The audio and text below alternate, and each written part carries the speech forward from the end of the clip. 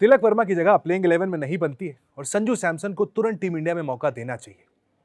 हम सब ने देखा जो पहला मुकाबला इसके पहले खेला गया, अक्षर पटेल पहले बैटिंग करने के लिए आए और तिलक वर्मा जो वाइस कैप्टन है वो नीचे बल्लेबाजी करने आ रहे हैं। के श्रीकांत जो कि अक्सर तिलक वर्मा की आलोचना करते रहे हैं, उनका कहना है शायद तिलक वर्मा तेज गेंदबाजी के सामने बल्लेबाजी करने से बच रहे थे। शॉर्ट बॉल वो नहीं खेलना चाह रहे थे, वहां पर उनकी कमजोरी वो जानते हैं, जिसके चलते वो छुपे हुए थे। वाइस कैप्टन होकर अगर आप छुपे होंगे तो कैसे चलेगा भाई।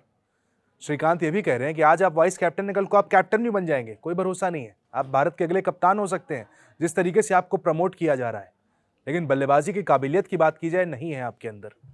तिलक वर्मा की तीखे शब्दों में आलोचना यहाँ पर के श्रीकांत ने पहली बार नहीं, ये दूसरी तीसरी बार की है। पहले तो वो वहां पर सेल्फिश तक कह चुके हैं तिलक वर्मा को। आयरलैंड के सामने जो दूसरा T20 खेला गया था, तिलक वर्मा के जो 50 वहां पर आई थी, टीम इंडिया मैच हार गई थी। इसके बाद श्रीकांत ने कहा था कि वो एक सेल्फिश नॉक था, अपने लिए बल्लेबाजी वो कर रहे थे। और अब तिलक वर्मा जब अक्षर पटेल से भी नीचे बल्लेबाजी करने आते हैं, श्रीकांत का कहना है कि देखिए शायद खुद ही छुप रहे हैं वो। आप वाइस कैप्टन है इंडिया के, टीम मुश्किल में, वहां पर आप जाएंगे बल्लेबाजी करने या अक्षर पटेल को भेज देंगे। तिलक वर्मा की शॉर्ट बॉल कमजोरी है, तिलक वर्मा उससे फंसते हैं। हम सब ने देखा तीसरे T20 में फंसे हुए लग रहे थे, रन ही नहीं बन रहे थे। एंड में आकर स्पिनर के सामने स्टंप आउट होकर चले गए। ऐसा लगा मानो खुद ही आउट हो गए कि भाई फंसा हुआ हूं, बल्लेबाजी नहीं हो रही, आउट होना ज्यादा बेहतर है, नहीं तो ज्यादा बेइज्जती हो जाएगी। तिलक वर्मा टीम इंडिया की कमजोर कड़ी इसलिए लग रहे हैं क्योंकि जिस ऑर्डर पर वो खेलते हैं, जिस नंबर 5 पर वो खेलते हैं, वहां पर इंजरी जब तक हार्दिक पांड्या को नहीं थी तो हार्दिक पांड्या भी उस नंबर पर बल्लेबाजी करते थे, जो तेज स्ट्राइक रेट के साथ रन बना सकते थे। लेकिन तिलक वर्मा का स्ट्राइक रेट एक कंसर्न है।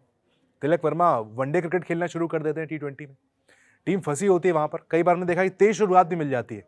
अभिषेक शर्मा 20 पर 50 मारकर चले जाते हैं, लेकिन तिलक वर्मा जब आते हैं स्ट्राइक रेट वहां पर गिर जाता है। इसीलिए हमने देखा के श्रीकांत अक्सर आलोचना करते हैं, लेकिन हाँ, उन्होंने ये बड़ी बात कह दी कि आज वाइस कैप्टन, कल को आप कैप्टन भी बना देंगे। ये पूरा भरोसा मुझे लगता है, जिस तरीके से आप तिलक वर्मा को प्रमोट कर रहे हैं। वाइस कैप्टन है तो क्या ड्रॉप नहीं हो सकता टीम से? बिल्कुल ड्रॉप हो सकता है। शुभमन गिल को तो आपने टीम से ही निकाल के बाहर कर दिया था, आज आपने तिलक वर्मा को वाइस कैप्टन बनाया है। प्रदर्शन नहीं है, पूरी तरीके से स्ट्रगल कर रहे हैं। संजू सैमसन को आपने बाहर बैठा दिया है सिर्फ 3 मैच के आधार पर। बाकी टीम के सभी खिलाड़ी 5-5 मैचेस खेल चुके हैं, प्रदर्शन नहीं है। अब आपके ईशान किशन को आप ले लीजिए, तिलक वर्मा को उस 50 को हटा दीजिए, हालांकि वो 50 को मिला भी लेंगे तब भी इंडिया नहीं जीता था। ऐसे में संजू सैमसन को नंबर 3 पर खिलाया जा सकता है। तिलक वर्मा जो कि नंबर 5 पर लगातार खेल रहे हैं, उनको आप बाहर कर सकते हैं। तिलक वर्मा की जगह संजू सैमसन अगर एडजस्ट होंगे, जो आज मुकाबला खेला जाना है, टीम इंडिया का बैटिंग ऑर्डर ज्यादा बेहतर, ज्यादा बैलेंस लगेगा। क्योंकि संजू सैमसन के आंकड़े दिखाते हैं कि टॉप 3 में उनके रन ज्यादा बने हैं। आप T20 में अगर उन्हें टॉप 3 से नीचे लेकर आते हैं, संजू सैमसन भी स्ट्रगल करते हैं।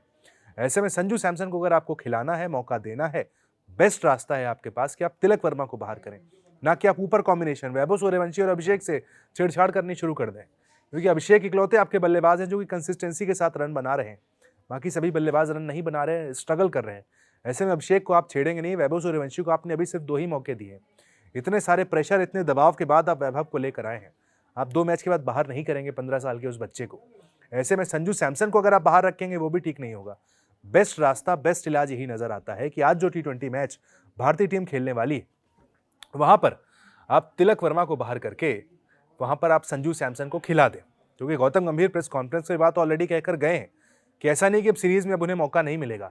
तो अगर अपनी बात पर खड़े होना चाहते हैं, अपने बात पर खड़े होना चाहते हैं गौतम गंभीर, तो इस मुकाबले में संजू सैमसन को खिला दें। क्योंकि वही गौतम गंभीर है जो एक बार कहते हैं संजू सैमसन से कि अगर तुम 21 बार भी 0 बनाओगे, यानी 21 बार भी तुम 0 यानी डक पर आउट हो गए, फिर 22वीं बार मैं तुम्हें मौका दूंगा। ये वो गौतम गंभीर थे जो आज सिर्फ 3 इनिंग के बाद संजू सैमसन को बाहर कर देते हैं। उसके बाद मैदान पर ही उनसे भिड़ने लगते हैं, बातचीत करने लगते हैं। संजू नहीं है सुनने में इंटरेस्टेड, देखकर साफ लग रहा था, लेकिन गौतम गंभीर थे कि नहीं मेरी बात सुनो। बात सुनी संजू ने, बाहर हो गए भाई।